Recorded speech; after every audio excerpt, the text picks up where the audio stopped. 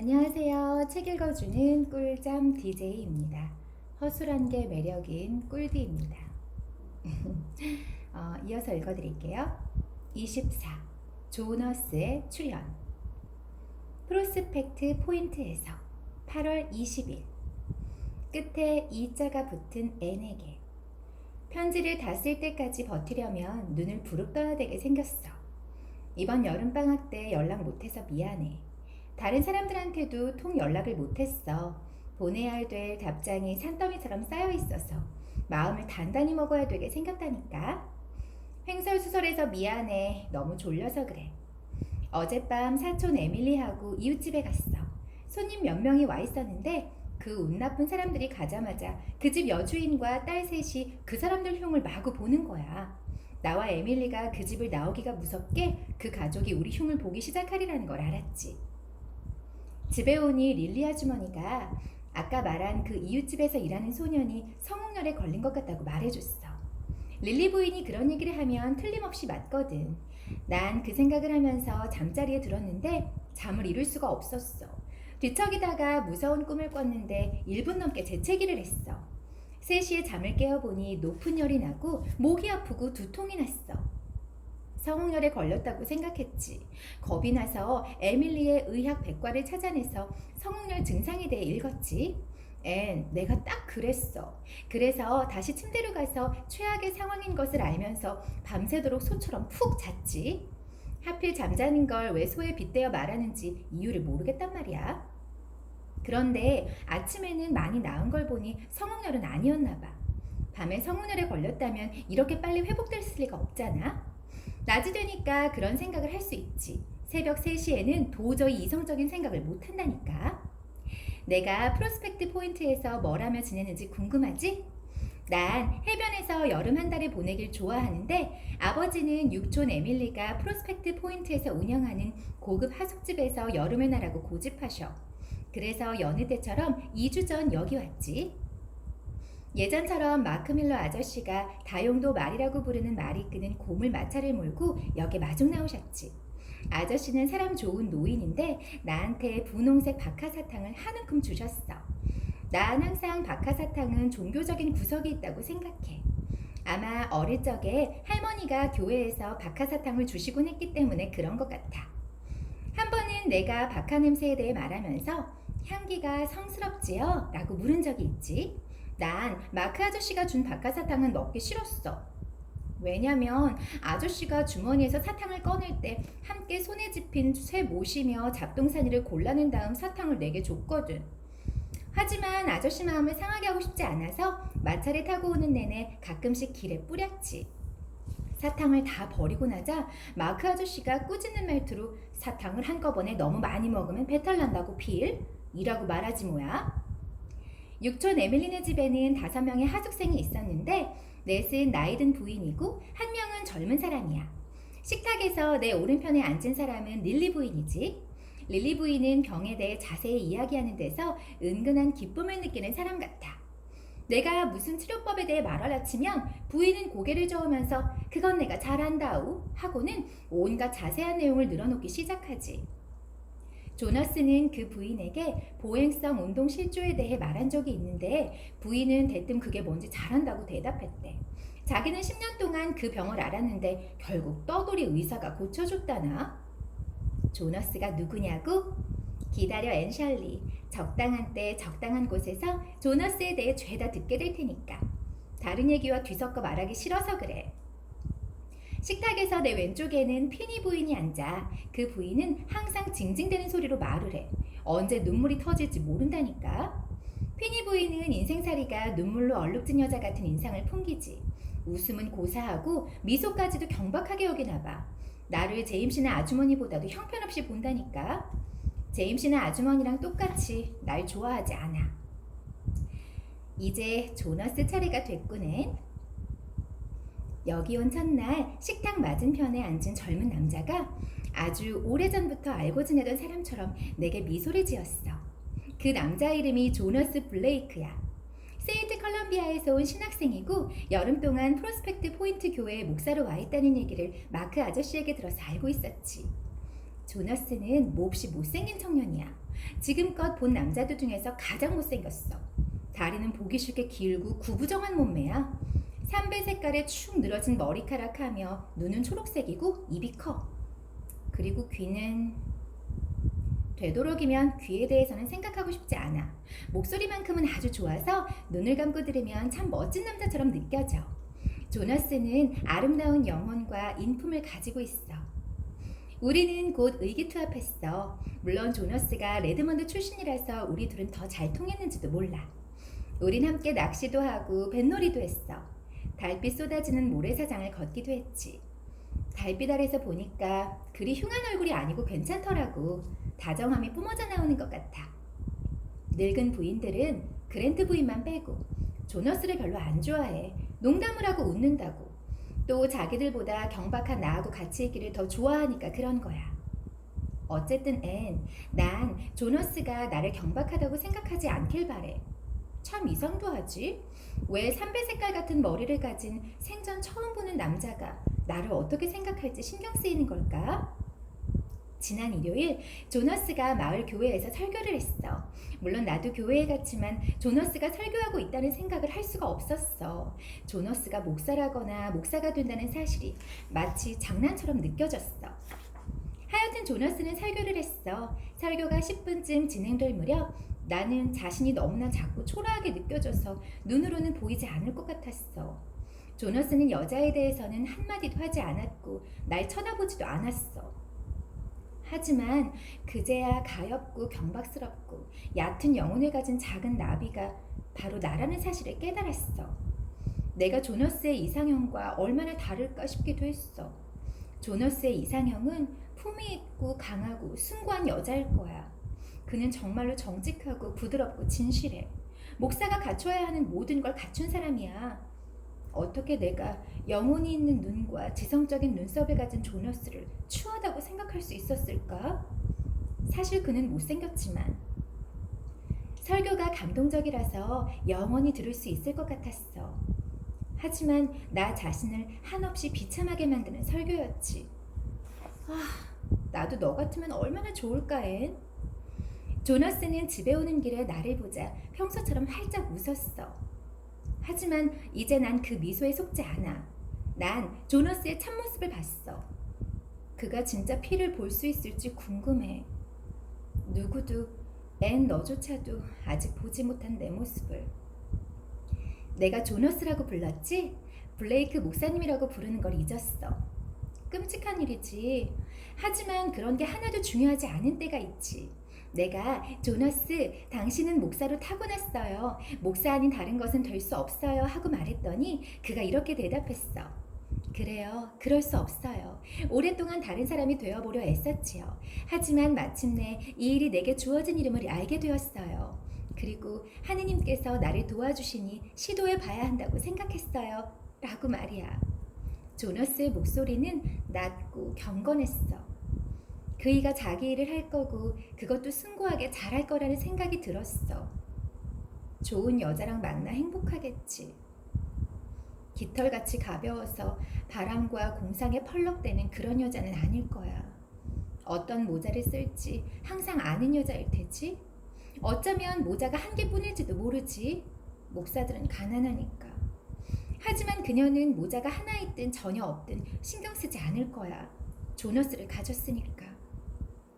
앤셜리, 내가 조너스 블레이크하고 사랑에 빠졌다고 말하거나 그런 암시를 할 생각은 마. 내가 조너스라는 머리카락이 처지고 못생긴 신학생을 좋아할 수 있겠어? 마크 아저씨 말 맞다나 그건 불가능해. 더욱이 그럴듯하지도 않고.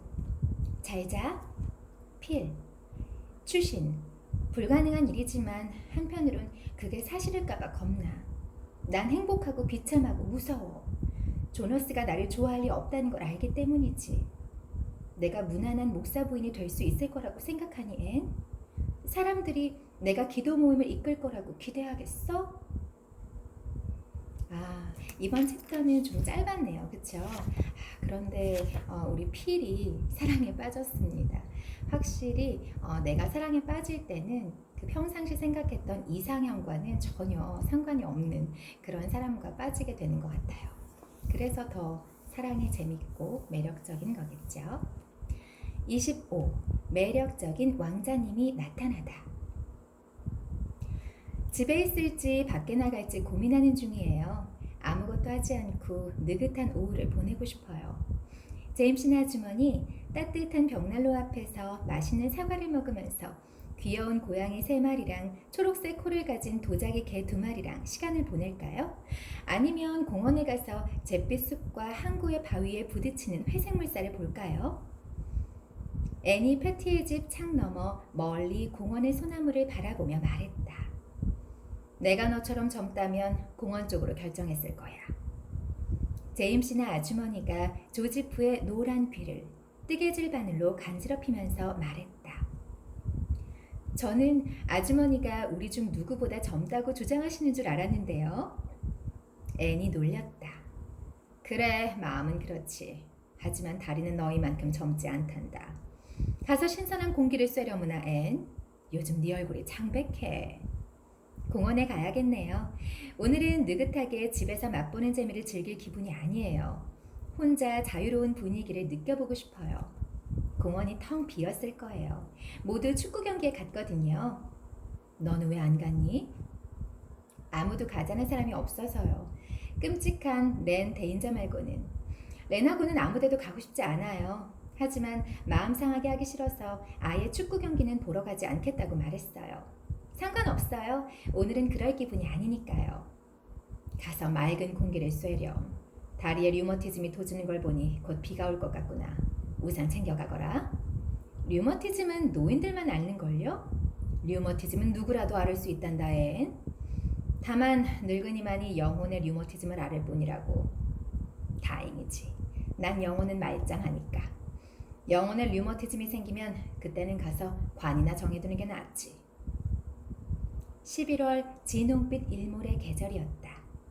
새들도 떠나고 바다는 깊고 슬픈 성가를 부르고 소나무에서는 바람소리가 요란했다. 애는 공원의 솔밭 사이를 거닐며 영혼에 낀 안개를 거센 바람에 날려보냈다. 일하고 공부하고 여가를 즐기는 패티의 집 생활은 겉보기에는 예전과 똑같았다. 금요일 저녁이면 거실 벽난로에 불을 지피고 손님들이 모여 앉아 끝없이 웃고 떠들었다. 제임씨나 아주머니는 환한 웃음을 지은 채 젊은이들을 지켜보곤 했다. 필의 편지에 등장했던 조너스는 가끔 찾아왔다. 그는 세인트 컬럼비아에서 아침 기차를 타고 와서 늦게 떠났다. 조너스는 패티의 집에서 환영받는 방문객이었다. 다만 제임씨나 아주머니만은 고개를 저으면서 요즘 신학생들은 예전과 다르다고 말했다. 아주머니는 필에게 말했다. 참 좋은 사람이지만 목사는 더 엄숙하고 위엄이 있어야지. 잘 웃으면서 기독교인 노릇을 하면 안 되나요? 필이 물었다. 이런, 그래도 되겠지. 하지만 난 목사 얘기를 하는 거란다. 블레이크 씨랑 그렇게 시시덕거리면 안 돼. 그래선 절대로 안 된다. 아주머니가 꾸짖듯 말했다. 저는 조너스랑 시시덕거리지 않아요. 필이 반항했다. 앤 말고는 누구도 필의 말을 믿어주지 않았다. 다른 사람들은 필이 평소처럼 조너스를 상대로 장난을 한다고 생각하고 필에게 그것은 나쁜 행실이라고 지적했다.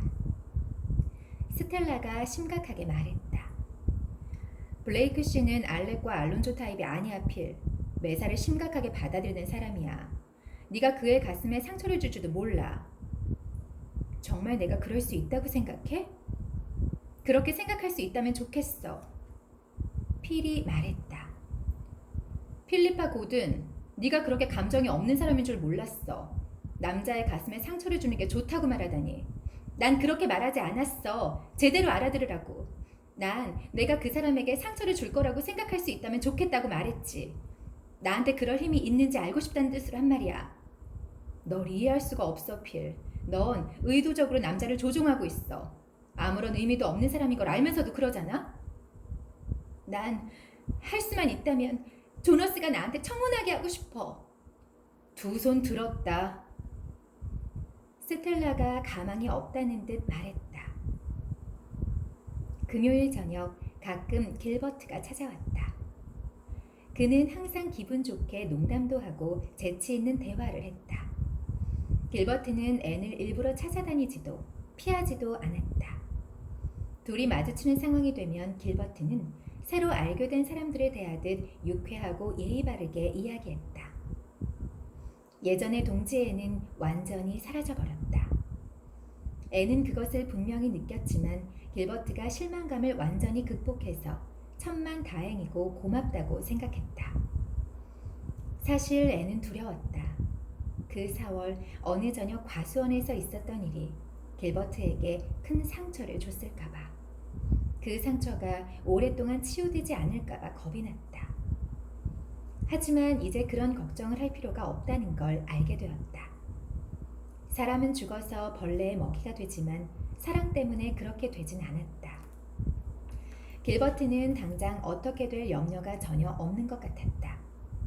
생활을 즐기고 있었고 야망과 열정이 넘쳤다. 여자가 냉담하다고 해서 절망에 빠지는 것은 그에게는 낭비였다. 길버트와 필이 주고받는 끝없는 농담을 듣노라면 그를 사랑할 수 없다고 말하던 날 보았던 그의 눈빛이 혼자만의 착각이었는지 의아해졌다. 길버트의 빈자리를 메우려는 사람은 많았다. 하지만 애는 두려움 없이 또 비난도 하지 않고 냉정하게 대했다. 진짜 왕자님이 나타나지 않는다 해도 아무나 연인으로 삼을 생각은 결코 하지 않았다. 잿빛 안개가 감도는 날, 바람 부는 공원에서 애는 그렇게 다짐했다. 갑자기 제임씨네 아주머니의 예상대로 소나기가 쏟아지기 시작했다. 얼른 우산을 펴들고 서둘러 기슭을 내려갔다. 항구 쪽으로 가는데 바람이 세차게 휘몰아쳤다. 우산이 뒤집히자 애는 필사적으로 우산을 붙들었다. 바로 그때 누군가의 목소리가 가까이에서 들렸다. 실례합니다만 제 우산으로 들어와서 비를 피하시겠습니까? 앤이 고개를 들었다. 키가 크고 잘생긴 눈에 띄는 인물이었다. 애수에 찬 신비스러운 검은 눈, 감미롭고 정감 있는 목소리. 그랬다. 앤이 꿈꾸던 이상형이 눈앞에 서 있었다.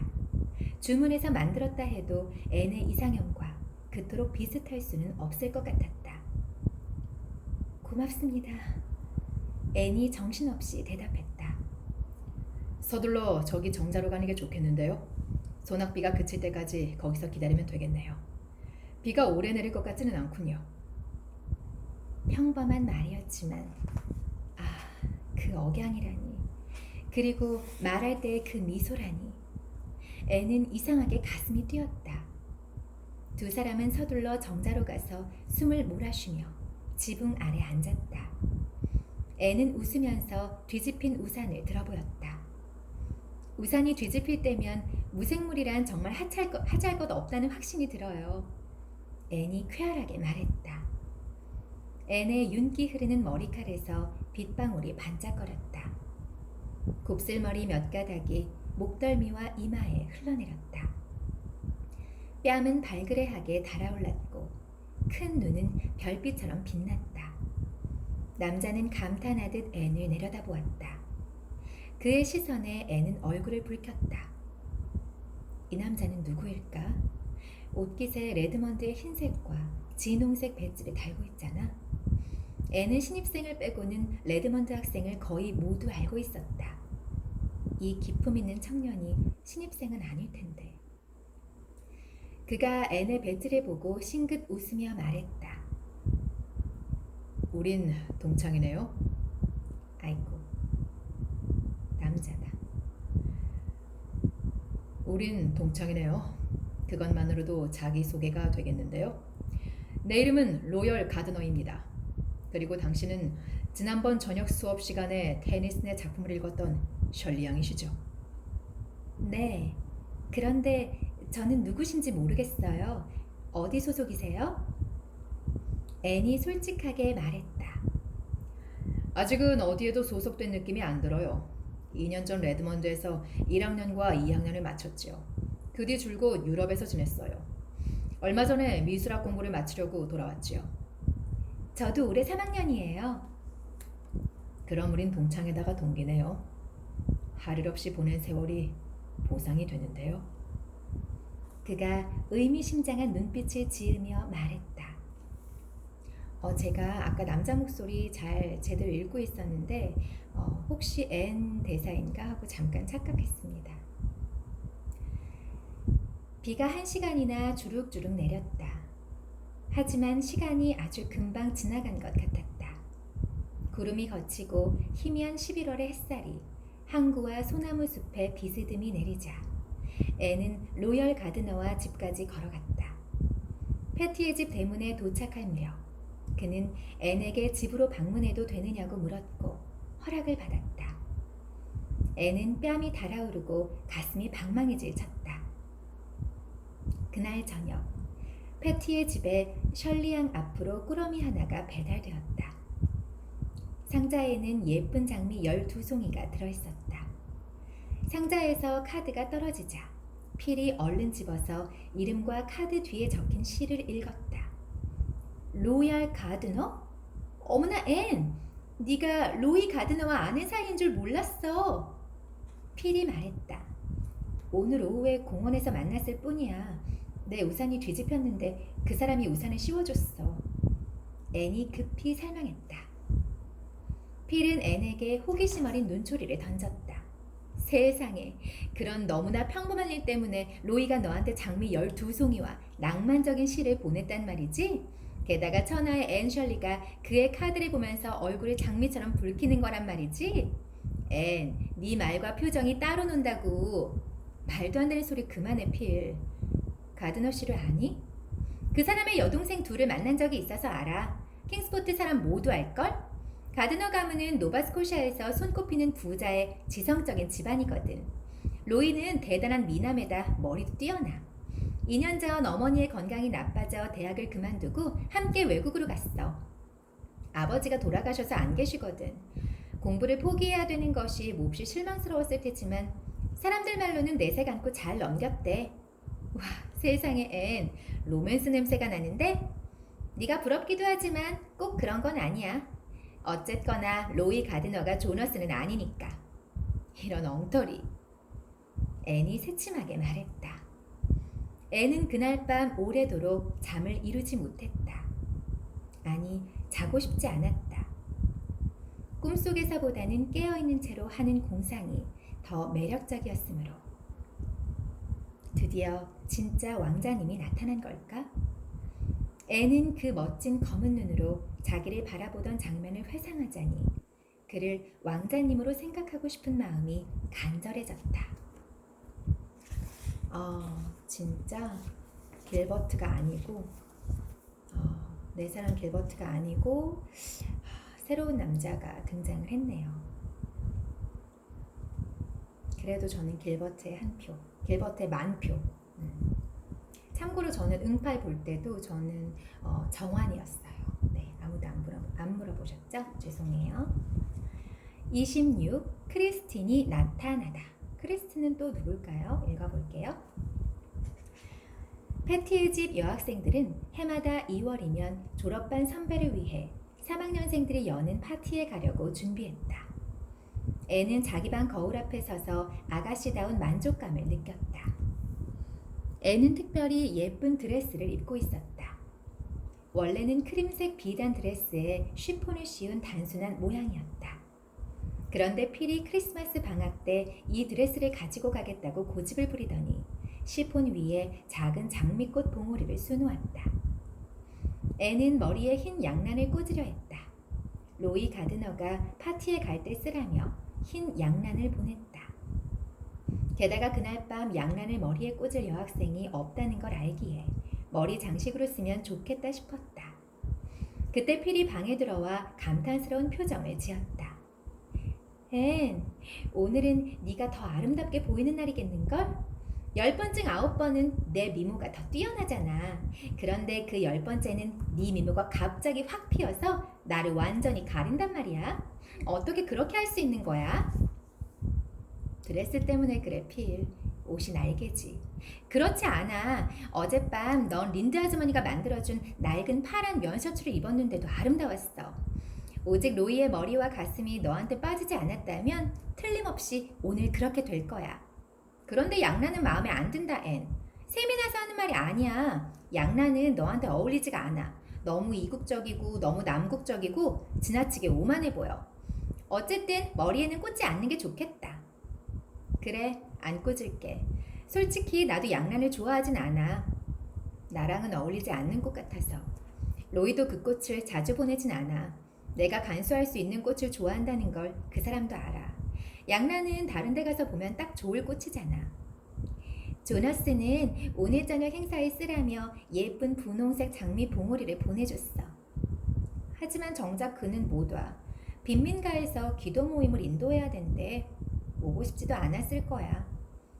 앤, 조너스가 나를 마음에 들어하지 않을까봐 걱정스러워. 난 연모하다가 죽을지 아니면 계속 살면서 대학 졸업장을 따고 지각 있고 쓸모 있는 사람이 될지 결정하려고 애쓰는 중이야.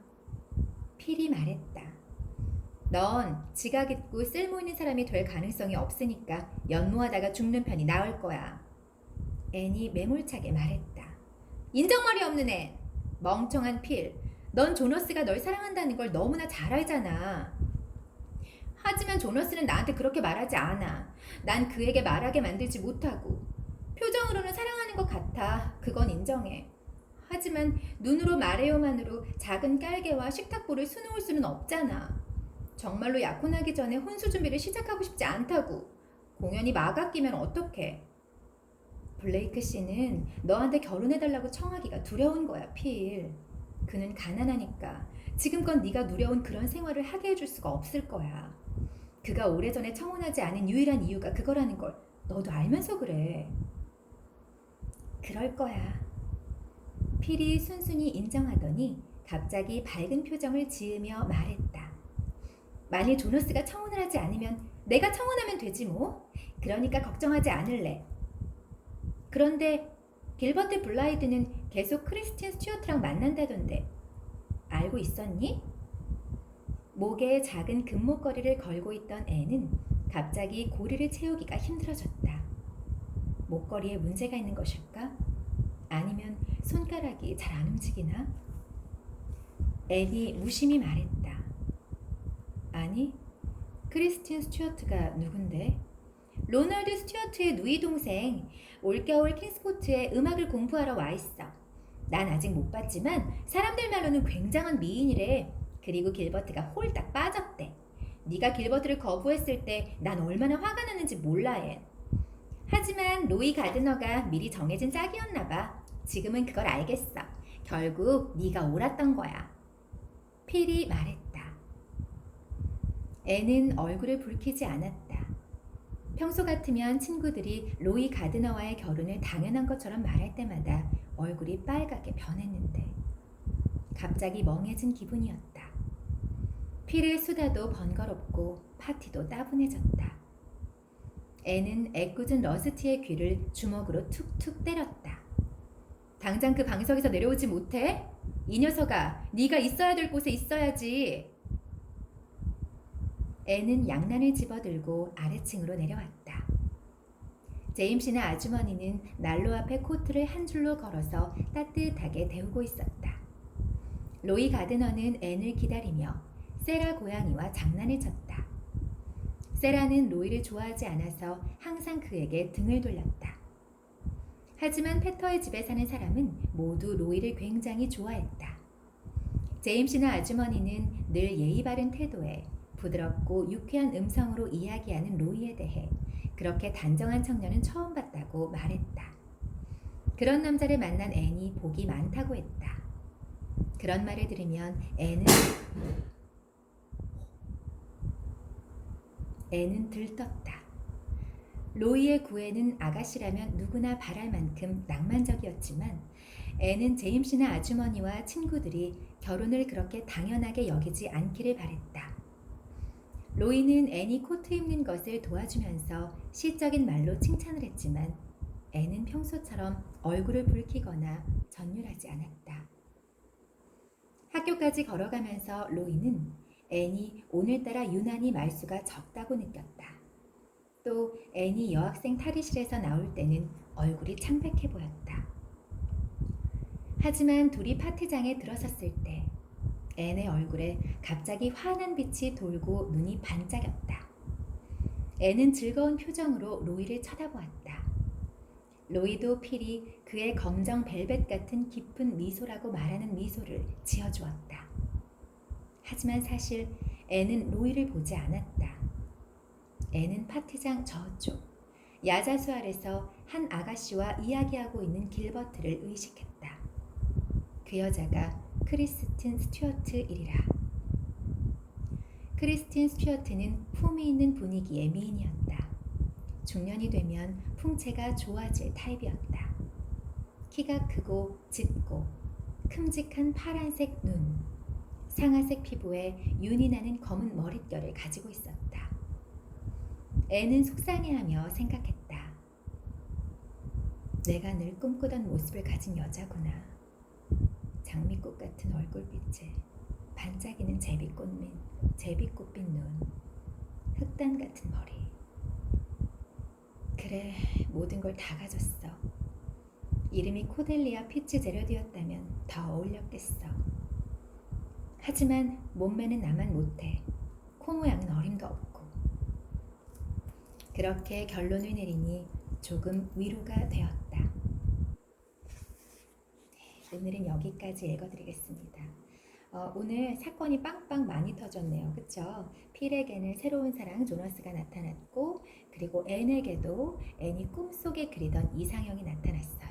그리고 길버트는 앤이 아닌 영원할 것 같았던 그 앤에 대한 사랑이 변했네요. 그래서 크리스틴이라는 새로운 여자를 사랑하게 되는 이야기까지 읽어드렸습니다. 각자 다른 사랑에 빠져서 지금 아름다운 청춘을 보내고 있습니다. 다음 시간에 또 이어서 읽어드릴게요. 감사합니다.